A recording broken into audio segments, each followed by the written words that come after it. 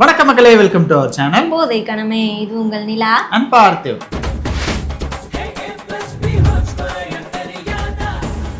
இன்னைக்கு நம்ம என்ன வீடியோ பார்க்க போறோம் அப்படின்னு பாத்தீங்கன்னா, டிசி படத்துல இருந்து அடுத்தடுத்து பேங்கரை வெளியிட்ட நம்ம அனிருத்திட்ட இருந்து இன்னொரு பேங்கர் வெளியே வந்திருக்குன்னு தான் சொல்லணும். அது பேங்கராங்கிறது பார்த்தாதான் தெரியும். ஆனா வந்தது எல்லாமே தரமான படம் தான். டிசில இருந்து வந்தது எல்லாமே. என்னையாடா சொல்றீங்க, என்னோட மார்க்கெட்டாடா போச்சு இப்ப பாருங்கடா அப்படின்னு இறக்கிட்டாரு. பம்பாடிகாடிகாவா பம்பாடிகாடிகா. எனக்கு உண்மையிலே இந்த படத்துல இருந்து எது விட்டாலுமே அதை கரெக்டா தான் நம்ம ஸ்பெல் பண்றோமா? என்னடா இருக்கு ஹேங்கோவா வந்து ஹங்கோவான்னு நான் படிச்சிட்டேன்.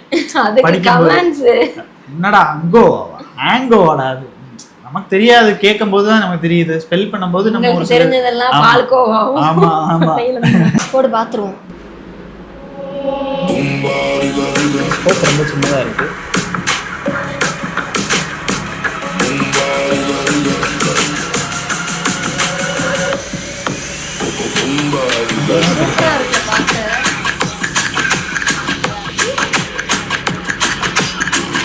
எனக்கு ஒரு பெயிண்டிங் பார்க்குற மாதிரி இருக்கு. பெயிண்டிங் பார்க்குற மாதிரி இருக்கு.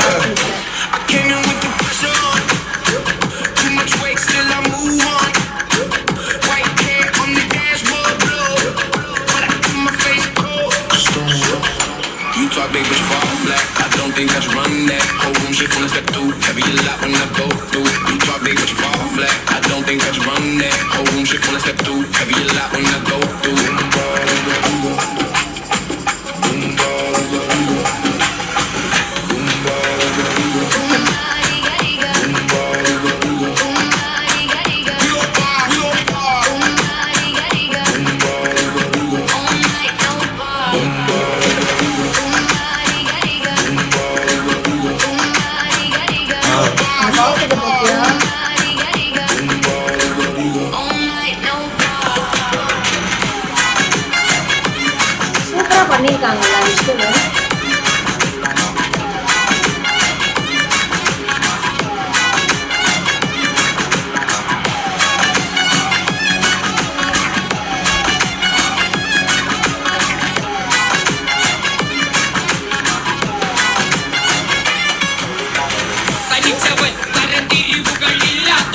வேடன்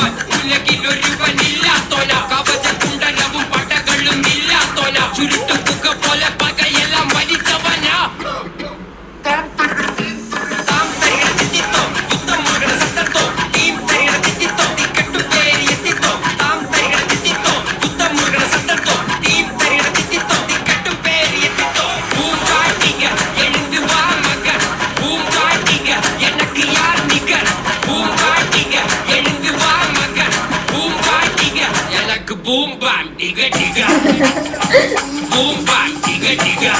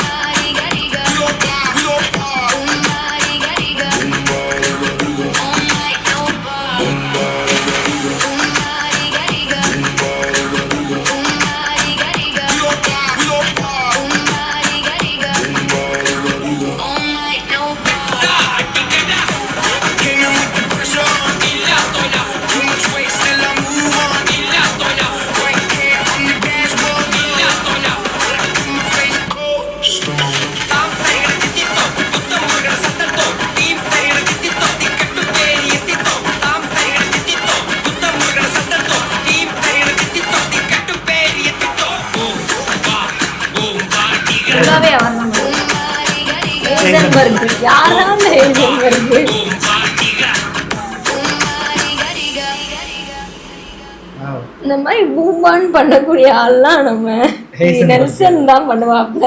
தெரிஞ்ச நெல்சன் தான் அந்த ஹெய்சன்பர்க்கா இருக்கிறதுக்கு வாய்ப்பு இருக்குன்னு நினைக்கிறேன். ஏன்னா அந்த வர்ற சவுண்ட்ஸு, அந்த லிரிக்ஸ் எல்லாமே கேட்கும்போது லைட்டா ஒரு மாதிரி டவுட் ஆகுது.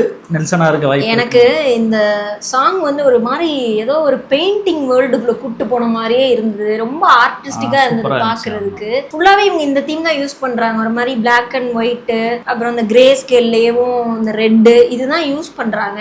இது முழுக்கவே அந்த கன்னு ஃபிளாருன்றத அடிக்கடி நமக்கு அதை புகுத்திக்கிட்டே இருக்காங்க. வேடனோட வாய்ஸ் அந்த ரேப் வந்ததுமே எனக்கு வந்து இந்த சாங் அடுத்த லெவலுக்கு போயிடுச்சுடா அப்படின்ற ஒரு ஃபீல் இருந்தது. உனக்கு என்ன மாதிரி? எனக்குமே அந்த ஃபீல் இருந்துச்சு. வேடன் வந்து வர்றது வரையும் ஒரு மாதிரி ஹாலிவுட் சாங் கேக்குற மாதிரி ஒரு வைப்ல தான் போயிட்டு இருந்துச்சு. திடீர்னு நம்மால வந்தோடனே ஆகா வந்துட்டாப்ல அப்படின்ற மாதிரி தரமான. நான் நினைச்சேன் ஸ்டார்டிங்ல பாட ஆரம்பிச்சோனே பால் டப்பான்னு நினைச்சேன். உண்மையிலே யாரு வாய்ஸ் ஃபர்ஸ்ட் கொஞ்சம் 2 வார்த்தை கேட்டோனையுமே வேடன் தான் கண்டு. இல்ல ஸ்டார்டிங்ல அந்த இங்கிலீஷ்ல லைன். ஆமா ஆமா அது பால் டப்பாவோட வாய்ஸ் மாதிரி தான் இருந்தது எனக்கு. அனிருத் தான் பாடி இருக்காரு. அத எனக்கு வந்து இதுல அனிருத் பாடி இருக்கிறது ஒரு தடவைக்கும் அவர் வாய்ஸான்னு யோசிக்க வைக்குது. அந்த மாதிரி நிறைய வேரியேஷன்ஸ் கொடுத்துட்டே இருக்காரு. ஆக்சுவலா இந்த படம் பார்த்தேன்னா 1930s அமெரிக்கால வாழ்ந்த ஒரு கப்பிள்ஸ். அவங்க என்ன பண்ணிட்டு இருந்தாங்கன்னா மெயினா வந்துட்டு இந்த பேங்க் ராபரி, கிரைமு, தெஃப்ட் அப்படின்னு பண்ணி 1930s அமெரிக்கால வாண்டட் லிஸ்ட்ல இருந்த ஒரு கப்பிள்ஸ் தான் பானி அண்ட் கிளைட். அவங்கள பற்றி இருக்கிற ஒரு கதைன்னு பேச்சு இருந்தாலும், ஒரு பக்கம் அவங்கள பற்றி இன்ஸ்பிரேஷனில் எடுத்த கதைன்னு பேச்சு இருந்தாலும் இன்னும் எதுவுமே அஃபிஷியலாக கன்ஃபார்ம் ஆகலை. ஏன்னா அவங்கள ஒரு கல்ச்சுரல் ரெஃபரன்ஸாகவே இருக்காங்க. லவ் அகெயின்ஸ்ட் த வேர்ல்டு, அதாவது இந்த வேர்ல்டுக்கு நாங்கள் அகெயின்ஸ்டாக இருந்தாலும் நாங்கள் ஒரு லவ்வர்ஸு, என்னதான் கிரைம் பண்ணாலும் இந்த வேர்ல்டுக்கே நாங்கள் அகெயின்ஸ்டாக இருந்தால் கூட நாங்கள் பிரிய மாட்டோம் அப்படிங்கிறதுல அவங்க தெளிவாக இருந்தாலே. அவங்க கொஞ்ச நாளில் இறந்துட்டாங்க. போலீஸ் நடத்தின அந்த ஒரு சில விஷயங்கள் அவங்க இறந்துட்டாங்க. இதில் என்ன மாதிரி காட்ட போகிறாங்க, உண்மையிலே அவங்க பத்தின கதையா அப்படிங்கறதெல்லாம் இன்னுமே கன்ஃபார்ம் ஆகல. இது கிட்டத்தட்ட அந்த மாதிரி இருக்கு அப்படிங்கறனால ஃபேன்ஸ் அத பரவலா பரப்பிக்கிட்டு வராங்க. ஆமா, இது ஒரு மாதிரி வித்தியாசமான தியரி தானே. ஒரு 2 கப்பிள்ஸா சேர்ந்து ராபரி பண்றதுன்றது வித்தியாசமா தான் இருக்கு. அருண் மாதேஸ்வரன் அவரை பத்தி நம்ம சொல்லவே தேவையில்ல. இமோஷனையும் ரா வயலன்ஸையும் பேலன்ஸ் பண்ண தெரிஞ்ச ஒரு ஆளு. அதே மாதிரி ஆமா, அதே மாதிரி ஒரு தீம்ல தான் இதுவும் அமைஞ்சிருக்குன்னு நான் நினைக்கிறேன். நீ என்ன நினைக்கிறேன்? எனக்கு வந்து இது வந்து ஒரு நல்ல ஃப்ளேவர் கொடுக்க போகுதுன்னு தான் நினைக்கிறேன். தமிழ் சினிமாவில் ஒரு புது ஃப்ளேவரை கொடுக்க போகுதுன்னு தான் நினைக்கிறேன் எனக்கு தெரிஞ்சு.